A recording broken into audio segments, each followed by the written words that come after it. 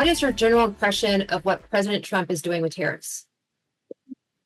Generally, I think it depends on what seat you're sitting in, right? The view from the manufacturers is very different from the view from the retailers, different from the view from the consumers. But what it seems to me, the intention here is to bring manufacturing into the US. And there's so much capacity, and I mean automotive capacity specifically.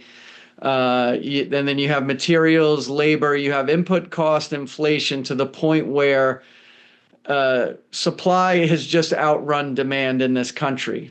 So with that cost inflation, it invites the potential to seek low cost regions, right? Produce in Mexico, produce in China, to be able, from the manufacturer's perspective, to be profitable.